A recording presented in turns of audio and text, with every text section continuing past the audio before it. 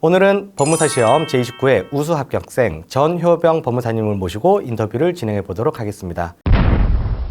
지금 10년차 개업 공인중개사라고 하셨는데 지금 현업에서 근무를 종사하고 계신가요? 예, 일을 하면서 공부를 병행을 했습니다. 그 공인중개사라는 일을 하면서 법무사 시험에 관심을 가지게 된 계기가 혹시 있을까요? 저희 사무실이 경남 거제도에 위치하고 있는데 조선업이 이제 하향세로 계속 내려갔고 부동산 경매 물건이 거의 없었는데 물건들이 쏟아지기 시작했습니다. 이 경매는 마무리를 하려고 보니까 법무사를 통해야 되고 제가 마무리가 안 되는 거였습니다. 그래서 이 법무사님들께 의뢰를 계속 제가 해야 되고 또 매수자 입장에서는 니는 무슨 일 하는데? 라는 소리도 듣고 이런 거를 겪다 보니까 그러다가 원래 법무사라는 직업은 대충은 알고 있었는데 그러고 나서 이제 검색을 해보니까 해볼 만은 하겠다. 될지 안 될지는 모르겠지만 그렇게 하다가 이제 지원을 시작을 하게 되었습니다. 지방이다 보니까 아무래도 수험과 관련된 정보들이 좀 부족했을 거라고 생각이 되는데 그런 정보들은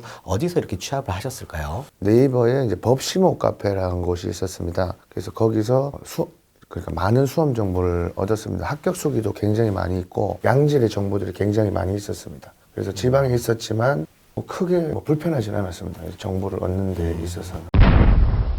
우리 법무사 시험은 1차 시험이 있고 이제 2차 시험으로 구성이 되어 있는데 1차 시험은 어떻게 준비를 하셨을까요? 저는 일단 학원에서 하라는 대로 그냥 학원 스케줄대로 예를 들어서 오늘 민법 강의가 있다면 민법 강의를 인강을 듣고 그리고 시간이 되면 복습을 하고 만약에 시간이 안 되면 주말이나 공휴일에 꼭 무조건 복습을 했습니다. 인강을 들으면 항상 좀 뭐라고 해야 되나 이제 다 아는 것 같지만 실제 책을 보면 새롭고 다시 새롭기 때문에 꼭 반드시 혼자 공부하는 시간이 필요한 것 같습니다. 학원 커리큘럼은 훌륭하지만 실제 그걸 습득하기 위해서는 반드시 나 혼자 공부하는 시간이 있어야 됩니다. 간단하게 한번 재밌게 얘기를 해보자면 학원에서 이제 음식을 떠먹여는 주겠지만 스스로 씹는 연습은 반드시 해야지 잘 소화시킬 수 있다. 그렇게도 한번 생각해 볼 수 있을 것 같습니다. 합격 수기에서 좀 특이한 점이 있습니다. 우리 전효병 법무사님의 합격 수기에서는 특정 과목만 공부하지 않고 골고루 공부했다라는 내용이 담겨져 있는데 이렇게 생각을 한 이유가 있으실까요? 다른 건 없고 예를 들어서 어떤 배점이 작은 과목일 텐데 그 과목을 배척을 한다면 스트레스를 많이 받을 겁니다. 그리고 그 배점이 작은 과목들 예를 들어 상업등기법이라든가 상업비송이라든가 가족관계법이라든가 헌법, 공탁법 이런 비중이 작은 과목을 아무튼 배척을 하면 이제 그것 때문에 스트레스를 많이 받을 거고 그리고 이 법이라는 게 이제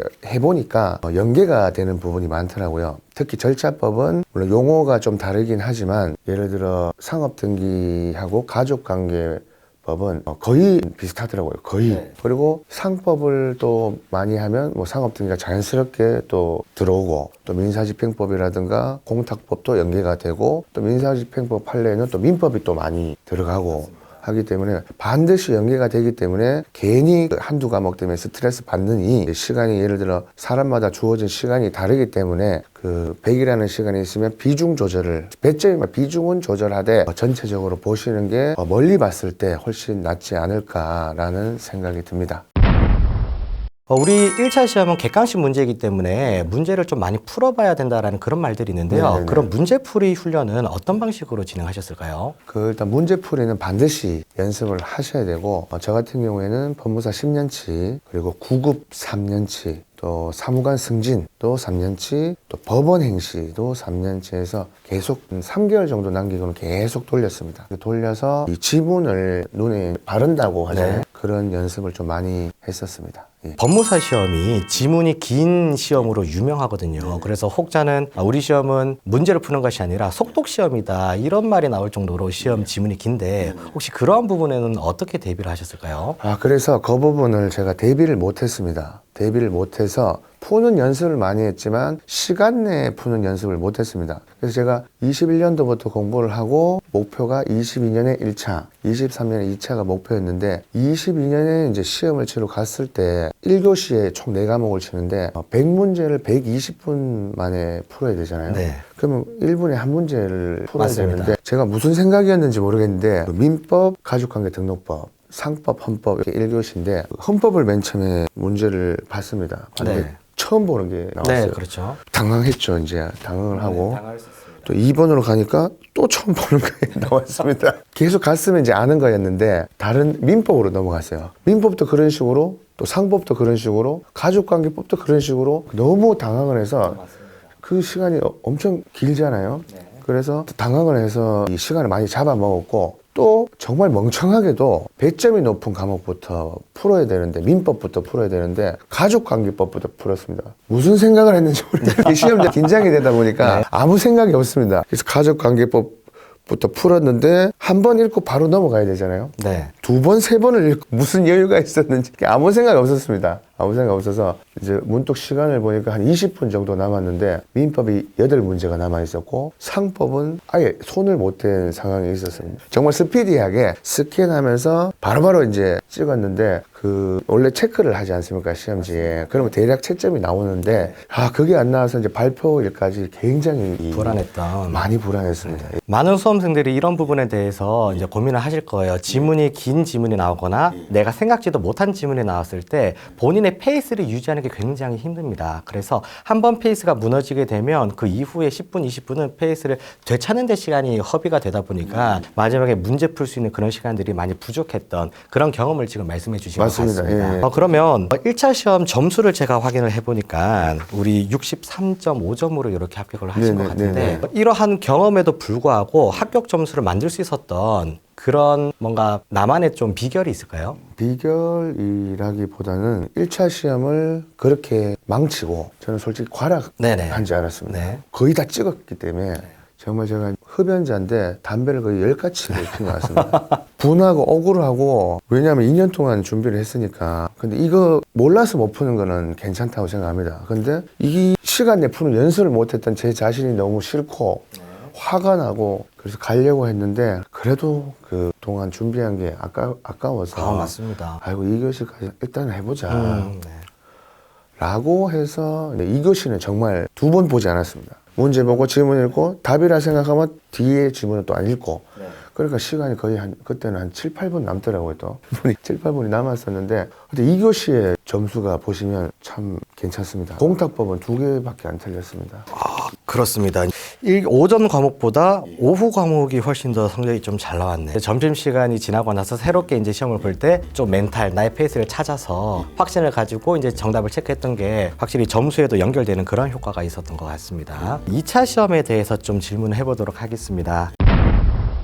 자신만의 2차 시험에 대한 공부 방법, 그런 비결 같은 것들이 있을까요? 그 공부 방법 비결이란 건 저 같은 경우는 학원에서 하라는 대로 했습니다. 학원에서 예비순환부터 3순환까지 단계적으로 모의고사도 보고 2순환까지는 단계적으로 모의고사를 보면서 진도를 나가고 또 3순환에는 매일매일 모의고사를 치지 않습니까? 저는 솔직히 제가 문제를 푼 적이 없습니다. 첨삭을 해서 올리긴 했지만 몰랐기 때문에 베껴서 썼습니다. 그냥. 내가 이렇게 시간을 두고 푼 게 아니라 모은 단을 이제 베껴서 이렇게 작성했다는 거죠? 대략 유추만 하고 제가 실질적으로 뭐 혼자 있으니까 제가 푸는지 안 푸는지 모르지 않습니까? 그래서 이 말씀을 한 가지 드리고 싶은데 이제 혹시나 특히 실강이신 분들 많은 합격 수기를 보면 모의고사를 맨날 응시를 해라 라고 하는데 만약에 모르면 오픈북이라도 해서 모르는데 계속 붙잡고 있는 거는 시간 낭비가 아닐까 싶기 때문에 오픈북이라도 찾아서 하는 것도 아마 어려울 겁니다. 그렇게라도 자꾸 접하고 써보고 이런 연습을 하면 될 것 같습니다. 제가 합격 수기를 보니까 좀 특이한 사항이 있었습니다. 우리가 이제 1차 시험을 합격하면 그 해에 동차 시험을 볼 수 있고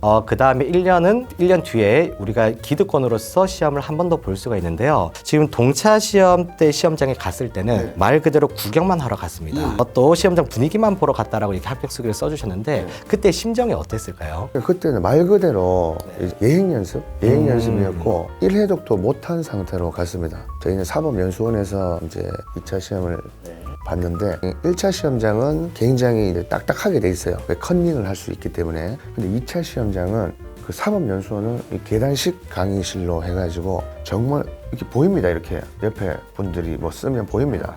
보이는데 워낙 양이 많기 때문에 컨닝이 불가하기 때문에 아마 그런 식으로 된 것 같고, 그리고 답안지를 안 썼던 건 뭐냐 하면 아예 손을 안 댔습니다. 네. 그 초안지에만 이제 끄적끄적하고. 실제 시험 답안지 답안을 작성하지 않으셨습니까? 왜냐면 혹시나 내년에 제가 확실하게 칠 건데 채점자분이 기분 나쁘실까봐 아예 아무것도 안 적어서 백지를 냈죠. 또 학교 수기를 보니까 옆에 이제 다른 분들이 답안 작성을 하다 보면 이제 볼펜으로 쓰는 소리도 들릴 거고요. 답안지를 추가로 요청을 하시는 그런 수험생들이 계실 텐데 그런 분들을 보면서 심리적 압박이 느껴졌던 경험은 없을까요? 이 심리적인 압박이라기보다는 네. 그러니까 정말 쓰고 또 쓰시더라고요. 이제 구경을 하고 있으니까 또 추가 답안지도 요청을 해서 쓰시고, 내가 공부를 해서 실제 시험을 칠 때 나도 저렇게 쓸 수 있을까라는 생각은 듭니다. 막상 이제 기득권 시험장에 가서 다시 한번 내가 그 자리에서 답안지를 작성할 때 아마 느껴졌을 것 같습니다. 그때 그 옆에 있던 수험생들처럼 나도 그렇게 역시 답안지를 쭉쭉 채워져 나갔을까요? 근데 그때는 그런 생각 못 했지만 종 칠 때까지 썼던 것 같습니다. 그렇게 되더라고요. 이제 훈련을 하고 연습을 하니까.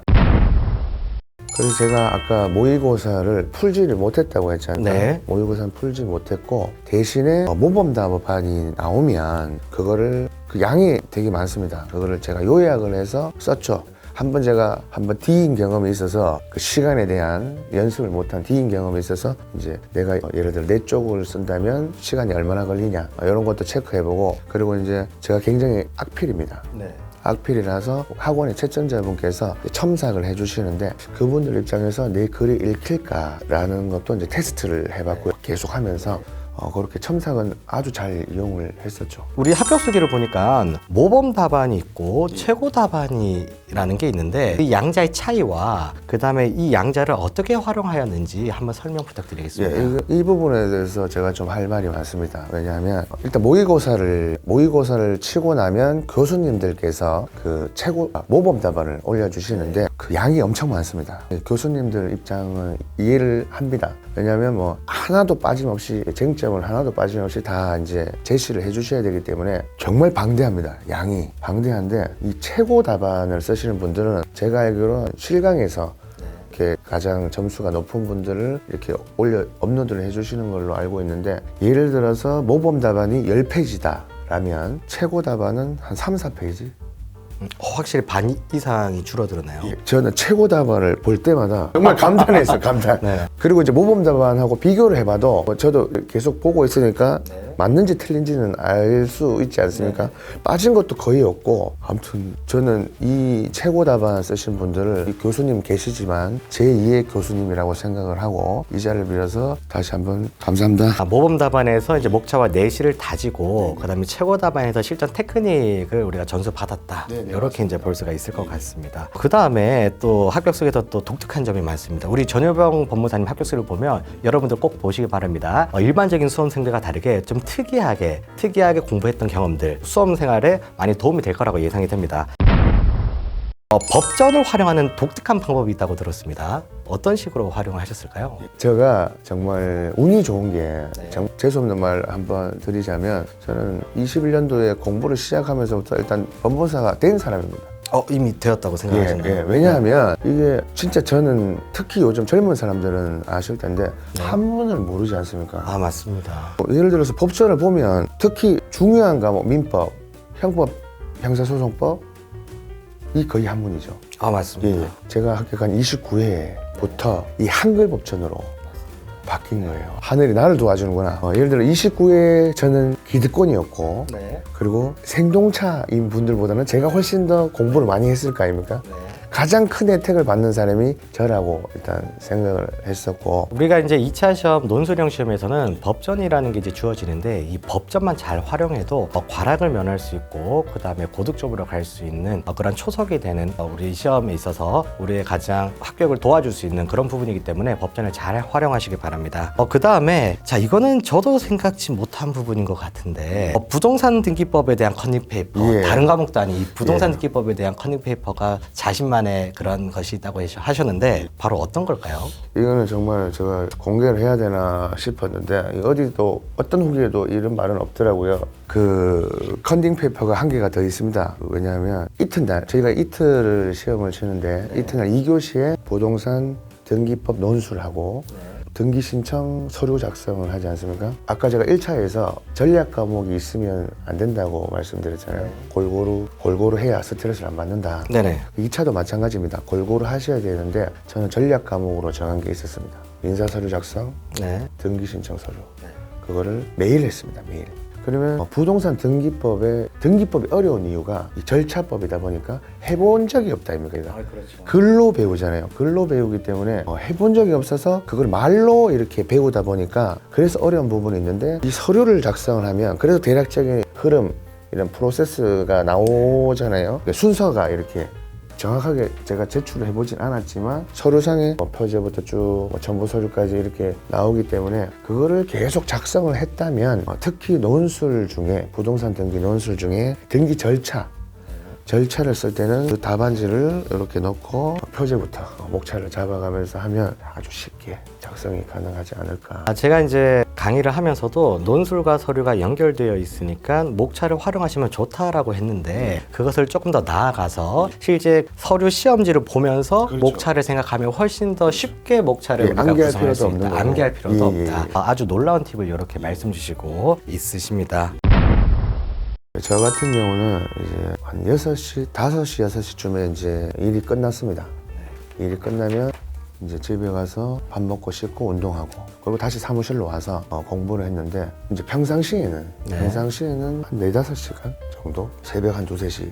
새벽까지요? 예, 그리고 시험에 임박해서는 오후에 출근을 했습니다. 저희는 이제 자영업을 하다 보니까 이제 시간을 아무래도 좀 탄력적으로 쓸 수 있으니까 점심때쯤 출근을 했는데 왜 그랬냐면 거의 한 7, 8시까지 아침까지? 예, 6시 마치는 건 똑같고 네네. 아침 한 7, 8시까지 공부를 했습니다. 그렇죠. 이게 아무리 뭐 빨리 합격했다, 뭐 단기간에 합격했다고 해도 절대적인 공부량은 또 필요한 것 같습니다. 만약에 이렇게 긴 기간 동안 슬럼프가 왔을 때 그때 이제 우리 법무사님만의 스트레스 해소법, 슬럼프 극복 방법 같은 것들이 있을까요? 저 같은 경우는 이제 무조건 본인이 열심히 하다 보면 슬럼프가 안 올 수가 없지 않습니까? 맞습니다. 사람이 매일매일 그렇게 할 수가 없습니다. 물론 하시는 분들도 계시긴 하던데 저 같은 경우는 공부가 안 된다. 책을 잡고 있어도 눈이 이제 안 들어올 때가 있어요. 생각이 다른 데가 있기 때문에 보고는 있지만 안 들어오잖아요. 그럼 그냥 쉬었습니다. 그냥 쉬고 애주갑니다. 네네. 술을 마셨죠. 혼술. 예, 혼술을 드라마나 이런 거 보면서 내 페이스대로 하기 위해서 그래서 그냥 혼자 외롭고 쓸쓸하게 그렇게 마셨고 그렇게 했던 스트레스를 풀었습니다. 운동을 매일 했습니다. 운동을 매일 하시나요? 20분, 30분이라도 네. 웨이트를 했어요. 웨이트. 운동을 하면 다시 에너지가 활력을 찾고 잠깐이라도 하루 10분이라도 운동을 꼭 하셔야 2년, 3년 최소 뭐 이렇게 공부를 해야 되기 때문에 허리도 아프고 막 하기 때문에 꼭 운동은 하루에 1, 20분이라도 하시는 걸 추천드립니다. 그러면 지금처럼 제가 말씀드린 것처럼 이렇게 사무실을 운영하면서 또는 자영업을 운영하면서 공부하시는 분들에게 좀 해주고 싶은 말들이 있을까요? 직장 병행이라고 비슷하다고 볼 수는 있는데 그래서 저희가 직장인인 분들보다는 자영업을 하니까 시간을 좀 탄력적으로 쓰는 장점이 있긴 한데 모든 사람은 자기가 제일 불행하고 자기가 처한 환경이 쉽지 않다고 생각을 할 겁니다. 근데 자기 생활을 한번 들여다보시면 버리는 시간이 많을 거예요. 버리는 시간. 그 버리는 시간을 사람마다 다 다르기 때문에 아무튼 거기서 가용한 공부를 할 수 있는 시간이 얼마인지 본인이 판단해서 제가 봤을 때는 평상시에는 한 4시간 정도. 평일에 4시간 정도. 주말에 쉴 생각하지 마시고 휴일에 쉴 생각하지 마시고 잠은 충분하게 자되 그때 내가 전업수험생을 따라잡는다 라는 생각으로 하신다면 충분히 가능하다고 생각합니다. 그렇다면 1년 후에 아마도 법무사 현업에 계실 것 같은데요. 네. 스스로에게 하고 싶은 말을 간단하게 영상 편지로 이렇게 한번 남겨보도록 하겠습니다.